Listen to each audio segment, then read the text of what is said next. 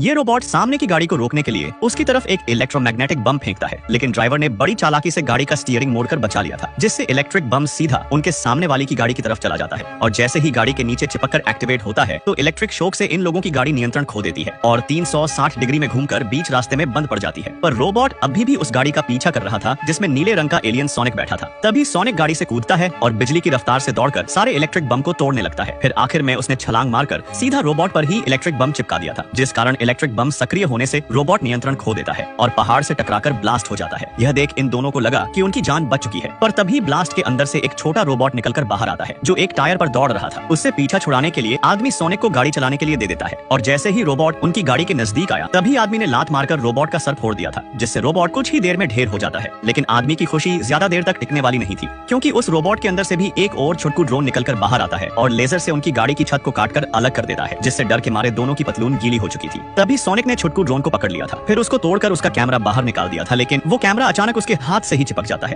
क्योंकि यह कैमरा नहीं बल्कि एक छुटकू बम था जिससे दोनों के पसीने छूटने लगे थे। इस आदमी के हाथों पर एक छुटकू बम चिपक गया था। ये देख सोनिक तुरंत रफ्तार से बम को छीनता है और एक लकड़ी की मदद से छुटकू बम को पत्थर पर रखकर हवाबाजी दिखाने लगता है। और तभी अचानक बम फट जाता है। छुटकू बम छोटे पैकेट में बड़ा धमाका था जिसमें सोनिक घायल होकर बेहोश हो चुका था। टॉम उसे लेकर तुरंत जानवरों के डॉक्टर के पास जाता है। सोनिक दूसरे ग्रह का एक ऐसा एलियन था जो बिजली की रफ्तार से दौड़ सकता था, पर उस ग्रह के दुष्ट जीव सोनिक को मारना चाहते थे, लेकिन एक उल्लू माँ उसे बचाने के लिए जादुई रिंग से पृथ्वी तक जाने का पोर्टल खोलती है, जिससे सोनिक पृथ्वी पर आ जाता है। टॉम एक पुलिस वाला था जिसे एक दिन सड़क पर कोई चीज गुजरती हुई दिखाई देती है, पर जांच करने पर उसे घास में सिर्फ एक अजीब सा नीले रंग का बाल मिलता है। सोनिक रोज टॉम के घर जाता था और छिपकर टॉम के खुशहाल परिवार को देखता था, लेकिन सोनिक अपने अकेलेपन से बहुत उदास हो जाता है, जिस कारण भावनाओं में बहकर वो ग्राउंड में तेज गति से दौड़ने लगता है, जिसके प्रभाव से पूरे शहर की बिजली चली जाती है। इस अजीब घटना ने अब मिलिट्री का ध्यान खींच लिया था, जिससे यह लोग पूरे शहर की जांच करने लगते हैं और डॉक्टर एगमैन को बुलाया जाता है। मुच्छड़ ने अपने सैकड़ों ड्रोन जांच करने के लिए जंगलों में भेज दिया था। जल्द ही मुच्छड़ को सोनिक के पैरों के निशान मिल जाते हैं और स्कैन करने पर उसे पता चलता है कि ये पैर के निशान पृथ्वी के किसी भी प्राणी के नहीं है। उसके बाद सोनिक की खोज के लिए सैनिकों और कुत्तों को जंगलों में भेजा जाता है। यह देख सोनिक घबरा गया था। वो अपने बिल से सारे सामान पैक करके सीधा टॉम के घर आकर छिप जाता है और जब जादुई रिंग की मदद से वापस अपने ग्रह पर जा रहा था तभी अचानक टॉम अजीब आवाज सुनकर अंदर आ जाता है और सोनिक को देखकर बिना कुछ कहे उस पर बेहोशी का तीर चला देता है। बेहोश होते समय सोनिक की नजर टॉम की टी शर्ट पर छपी सैन फ्रांसिस्को की तस्वीर पड़ गई थी, जिससे जादुई रिंग ने वहां जाने का पोर्टल खोल दिया था और गलती से जादुई रिंग का बैग पोर्टल से गिरकर सैन फ्रांसिस्को की बिल्डिंग पर आ जाता है और पोर्टल बंद हो जाता है। फिर टॉम ने बेहोश सोनिक को एक पिंजरे में बंद कर दिया था। उसको पता चला कि उसे जो घास से नीला बाल मिला था वो सोनिक का ही था। थोड़ी देर बाद अचानक सोनिक पिंजरे से बाहर निकल आता है, पर उसी समय मुच्छड़ ने सोनिक के ठिकाने का पता लगा लिया था।